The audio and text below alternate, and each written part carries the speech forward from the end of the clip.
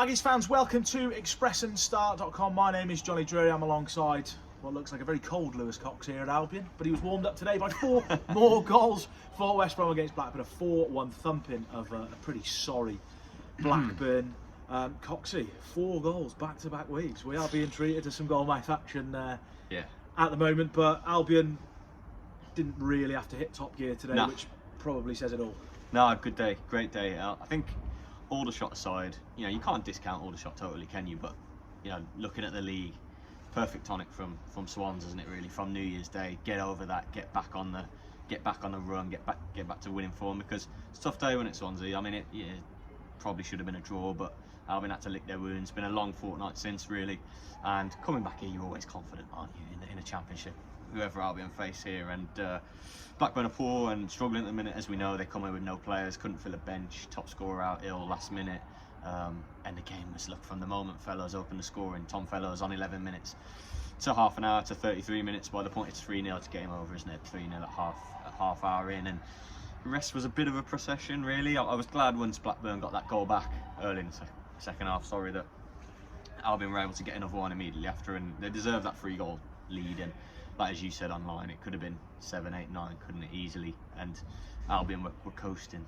for much of that, really, weren't they, in third and fourth gear? And I know some would look at it and argue and say, well, play like you did for half an hour for all of it, but it's hard, isn't it, when the game's won it so early. It's hard to maintain that intensity throughout and those levels. And credit to Blackburn, I mean, they did what they could. I don't think they chucked it, they tried to fight on, didn't they? But really convincing home win. Just, I think off the top of my head, I haven't checked this yet, but just the 3rd time under Carlos in the league that Albion have won by 3 goals. I think there's Rotherham here and the big one at Preston earlier this season. So they're not a generally high scoring side, are they? They're not. And so a big day in that regard, and just important minutes for players. We'll get on to Thomas-Asante, won't we, who finished with 2 goals in the end of the 4, but it was so nearly the hat-trick and the match ball, wasn't it, for Thomas-Asante. Gutted for him, really, but what a day for him. He was excellent, as were many others excellent, actually. Yeah, we'd be here all night if we talked about who played well today, but Thomas-Asante, someone who,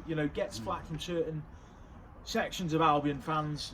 He's had to take the striking mantle, on his own. All season, really, aside from a few games when Josh Madge has been around, but took his goals fantastically well today. 9 league goals for season, 10 in all competitions, and it's coming at a time when, the main man is back as well, which bodes really well. Yeah. And he was excellent, wasn't he, Thomas-Asante? Carlos Corberan's waxed lyrical about him in there, not just for the goals, actually. He often, when playing well, brings the all-round game, doesn't he? That's what he has.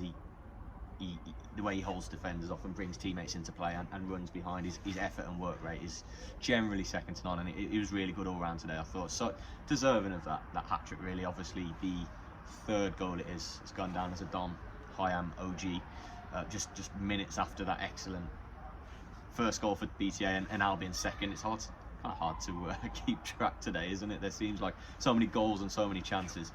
A real return to good form for Thomas-Asante, and hopefully, I think he sort of tends to score in fits and starts, maybe, rather than consistently every other game or every sort of 3 games or whatever. But in terms of the tally, as you mentioned, 10 goals in all comps, now 9 in the league. He's surpassed his league tally from last season. He's surpassed his overall tally from last season. I mean, we're in mid-January. We say he's not a natural goal-scoring striker, and I don't disagree with that. It's not a DK style between the posts, is he? Or he's a different type of centre forward. However, that is improving on his return, and that return of 10 goals, double figures by mid-Jan, is a handy, useful return, isn't it? I would argue, certainly. And we can get into it, maybe. I mean, I just very, very briefly, Moa excellent today. Tom Fellows, wow. I mean, that first half especially just continues to fly, doesn't he? I mean, what a bonus this season, what a performance. Kipper at the back, wow, as usual, excellent. And a word for Darnell Furlong as well, provided 2 of the goals. Throw in and a good header for Brandon Thomas-Asante's second. So yeah, some really good displays today, and the useful minutes we could give Swift from the start, Reach from the start, surprise starter, Wallace from the bench, DK from the bench, and Chalobah and Pippa, they add something when they come on, don't they? So yeah, considering the absentee is useful. Yeah, just finally, we've all seen a lot of reports and rumours on various different fronts, but one we have seen is that Albion are closing in on a deal for Bristol City forward Andreas Weimann, former Derby and Villa man, and Carlos Corberan's just been talking about that, and they're just finally. Coxie, just tell us what he said. Yeah, I mean it's not quite done yet, and so there's only so much he can really say. But I just put it to him just to stand it up really, and tell us if where the interest's at type thing. And he confirmed it's something the club's working on. Said he'd tell all when it gets over the line, and from what I've heard, it's sort of getting there if all but done for the official confirmation really. So he stood it up that it's ongoing, and it's a player the club like, and he wants to bring in. I gather it's a loan, as I reported last night from Bristol City. And you do think, don't you, with the likes of he's a seasoned player at this level, isn't he, and a player that can create things, score things at this level. This season had injuries, not been a regular starter or scorer, but he knows where the goal is over his career, doesn't he? And at a decent age at 32, okay, getting on, but he's been around forever, hasn't he? So to still be only 32. But when you look at the attack today, obviously Grady out at AFCON, the long-term injuries out, okay, they're not coming back anytime soon, but you think of Dean Garner to come back, and hopefully Weimann to add into that mix there, maybe not as a regular starter. Obviously Wallace didn't start today, maybe Swift's not always going to start, and Fellows is now into the mix as this very real first team option, isn't he? And we know Weimann isn't all Albion want to do this month. They want to get two in, and that will be the target. Where the second one's at, we don't know yet. But Corberan did want to go, act quickly, didn't he, in this window and get one in ASAP. And we're sort of we spoke, didn't we? And we're thinking, maybe on one of the podcasts, we're thinking, well, it never happens quickly, does it? We'll be there on the 31st. However, he did want one for Blackburn, didn't he? It hasn't quite happened. However, we gather Weimann's close, and that's what the head coach has said. So busy few days, hasn't it? It's been a busy couple of days, but a near perfect afternoon, I would say, for the Baggies today. More firepower coming in, but it doesn't look like they need it at the moment. 4 goals in back-to-back games.